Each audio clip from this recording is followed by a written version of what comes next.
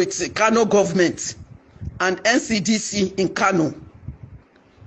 My son-in-law have been sick since on Monday. My daughter called me and told me it's high fever. I told her high fever, and she told me it's typhoid. When she told me it's typhoid fever, I said, are you sure it's typhoid fever? Because this typhoid fever, somebody will say it's typhoid fever. From there, he will be coughing. From coughing, he will be sneezing. Are you sure? She said, yes, they have given him drugs and they are at home now. They are taking the drugs. I said, okay. On Tuesday, I called her. I said, how is he feeling? She said, he's getting better, little by little. He's getting better, little by little. I said, okay, so far he's getting better, no problem. Yesterday, around 3 a.m., she called me. She said he cannot talk again. No, his breathing is high. Oh. I said, I've told you before, maybe this problem he's having is a COVID-19. It's COVID-19. If somebody is having fever, he cannot talk proper and he's coughing. What do you expect? This is COVID-19. Please rush him to the hospital. Have you called NCDC? She said, yes, they have been calling since yesterday night. That the people, all the phone lines are not going through.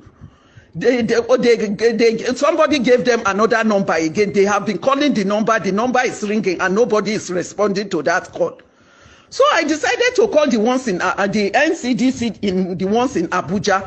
When I called the ones in Abuja, they said they will get back to him. They will get back to me. That they will call the Kano branch now and tell them what is happening. They asked me, where is he now? I said they have taken him to a private hospital named International Hospital in Kano. When they took him to that international hospital in Kano, they admitted him and put oxygen for him. After about 1 hour, another doctor came in and told them to go to Madam Aminu Kano, that he's not responding to the oxygen. And I know he's not responding to that oxygen. It's just a way for the doctor to drive them away from that hospital, and I don't blame him. So on getting to Aminu Kano Hospital, they put him on oxygen again. I called these people on NCDC again in Abuja.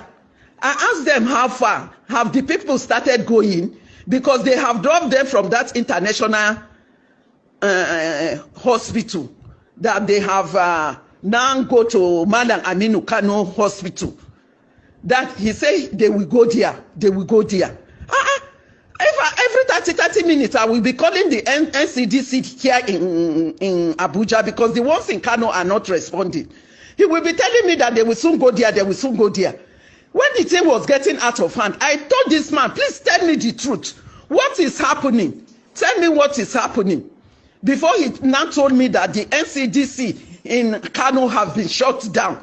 I said, why did you know that they have been shut down and you are just telling me they will soon go there, they will soon go there. Why did you continue playing with my intelligence? He said, sorry, madam. I said, okay. So I called Ray Power Radio.